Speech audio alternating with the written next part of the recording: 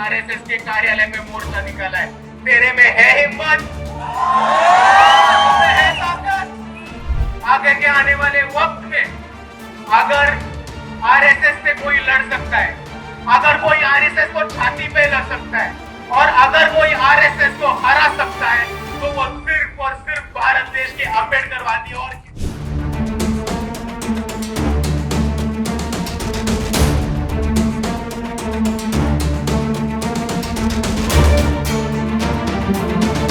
महाराष्ट्र में 24 अक्टूबर को अम्बेडकरवादियों ने आरएसएस पर प्रतिबंध लगाने की मांग करते हुए संविधान बचाने की आवाज बुलंद की।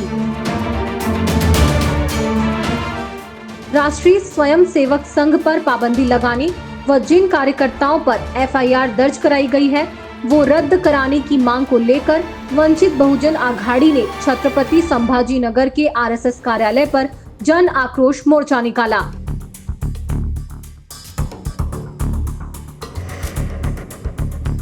मामले की गंभीरता और जन आक्रोश को देखकर औरंगाबाद में 7000 पुलिस तैनात किए गए थे।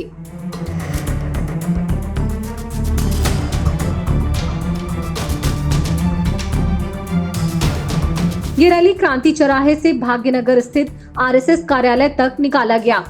छत्रपति संभाजी नगर के इतिहास में आरएसएस कार्यालय पर मोर्चा निकलने का यह पहला अवसर माना जा रहा है।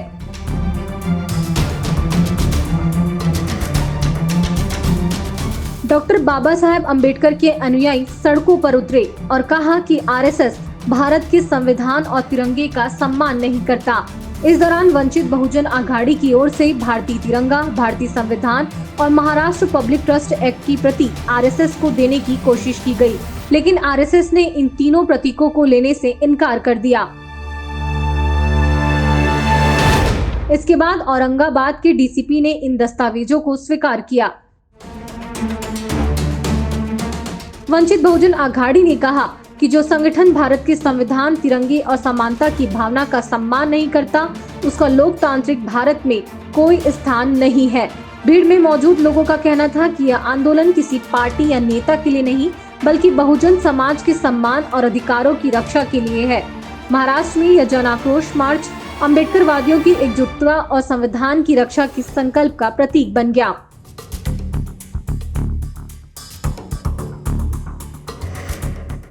वंचित बहुजन आघाड़ी के कार्यकर्ता वहां पे गए और उन्होंने पूछा आपके पास परमिशन है क्या ये रजिस्ट्रेशन करने की, और जब उनको पता चला कि आरएसएस के कार्यकर्ताओं के पास कौन सी भी रजिस्ट्रेशन की परमिशन नहीं है, तब उन्होंने कहा कि आप ये इलीगल एक्टिविटी कर रहे हो, आप कॉलेज में एक इलीगल एक्टिविटी कर रहे हो और आप यहाँ से चले जाओ। और वंचित बहुजन आघाड़ी के कार्यकर्ताओं ने आरएसएस के कार्यकर्ताओं से वहां से उठा के भगा दिया। पर भाइयों, यहाँ ये सिलसिला खत्म नहीं हुआ। वंचित बहुजन आघाड़ी के जो कार्यकर्ता थे राहुल मकासरे, यहाँ के आरएसएस के मनुवादी लोगों ने भाजपा के सरकार के लोगों को पकड़ के, पुलिस प्रशासन को पकड़ के राहुल मकासरे पे नॉन बेलेबल ऑफेंस के दर्ज किया गया है। भारत में स्टूडेंट्स में, विद्यार्थियों में हमेशा बहस होती रहती है, स्टूडेंट ऑर्गेनाइजेशन में हमें पॉलिटिक्स होती रहती है, लेकिन ये पहली बार हुआ है कि एक छात्र पर नॉन बेलेबल ऑफेंस लगाया गया है, वो भी इस आरएसएस मनुवादियों की दबाव की वजह से। आरएसएस ने एक रजिस्ट्रेशन का डेस्क लगाया था।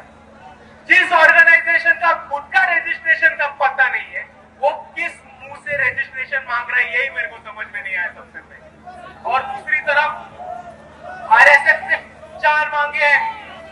आरएसएस से हमारे कुछ अहम सवाल है कि अगर आप छात्रों का रजिस्ट्रेशन ले रहे हो, अगर आप रजिस्ट्रेशन ले रहे हो, तो हम ये डिमांड करते हैं, हम ये मांग करते हैं कि आप इस देश में भारत सरकार से रजिस्टर्ड हो या नहीं, ये हम सबको खुलेआम बता दो। और अगर आप रजिस्टर्ड हो तो कौन से एक्ट के मुताबिक रजिस्टर्ड हो, कौन से सेक्शन के मुताबिक रजिस्टर्ड हो, ये भी हमको बता दो। और अगर आप रजिस्टर्ड हो तो उसका डॉक्यूमेंटेशन या सर्टिफिकेट ही हमको दिखा दो कि आप भारत देश के संविधान के हिसाब से भारत देश में रजिस्टर्ड है। हमारा दूसरा अहम सवाल है कि आरएसएस की दशहरा पूजा में जो हथियार पाए जाते हैं, जो ऑटोमेटिक वेपन्स पाए जाते हैं, जो सिर्फ भारत के आर्मी और मिलिट्री के पास होते हैं, ये वेपन्स तुम आते कहां से? आपके पास इन वेपन्स की परमिशन है? और अगर इनके पास वेपन्स की परमिशन नहीं है तो मैं पुलिस से यही कहूंगा कि जल्द से जल्द इन पे कार्रवाई करें और इन पे तहकीकात करें। और हमारा तीसरा मुद्दा है कि आरएसएस संगठन बनाता है, चंदा इकट्ठा करता है, वर्गणी इकट्ठा करता है। तो हम इनसे ये पूछना चाहते हैं कि आप कौन से जोर पर, कौन से बलबूते पर चंदा इकट्ठा करते हो, मनी नेटवर्क बनाते हो? अगर आप चंदा इकट्ठा करते हो तो उसका डिमांड और उसकी लिस्ट गवर्नमेंट को देते हो क्या? अगर आप इनकम टैक्स भरते हो क्या? अगर आप चंदा इकट्ठा करते हो तो इनकम टैक्स भरते हो क्या? और यही हमारी 4 डिमांड है। और यही 4 डिमांड से हम ये कहना चाहते हैं कि आरएसएस ये खुद को संविधान के सामने सरेंडर कर दे, ऑर्गेनाइजेशन है के संविधान से चलाए। भाई, वो आपको मुद्दा समझना होगा। अगर कोई संगठन रजिस्टर्ड ना, अगर कोई संगठन चंदा इकट्ठा करके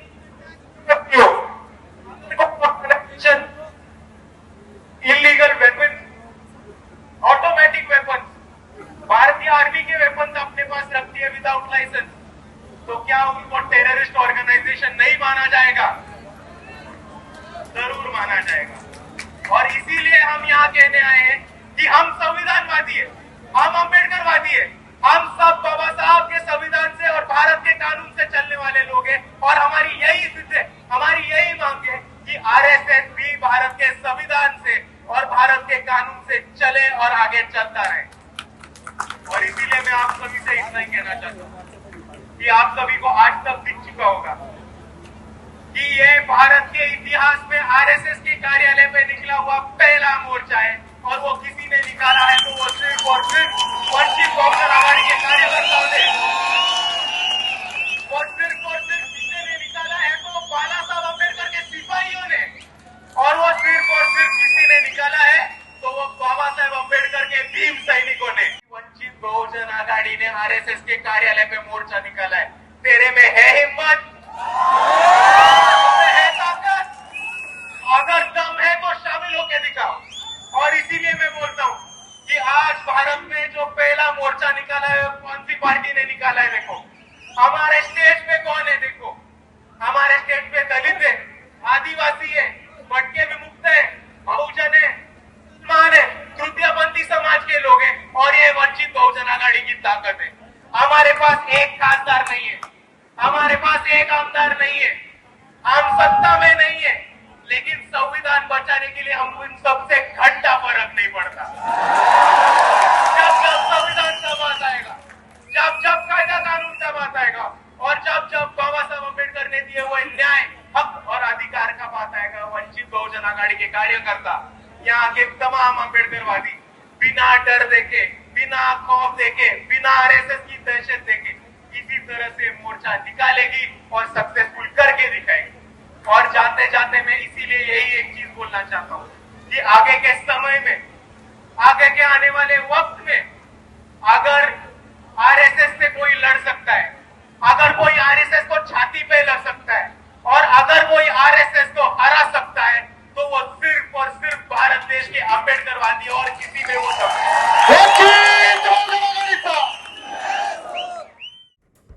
आपका इस विषय पर क्या कहना है, हमें कमेंट्स के जरिए बताएं। ऐसे ही और वीडियोस के लिए द लेंस को फॉलो करें, सब्सक्राइब करें और इस वीडियो को शेयर करें। द लेंस के लिए पूनम ऋतु सेन की रिपोर्ट।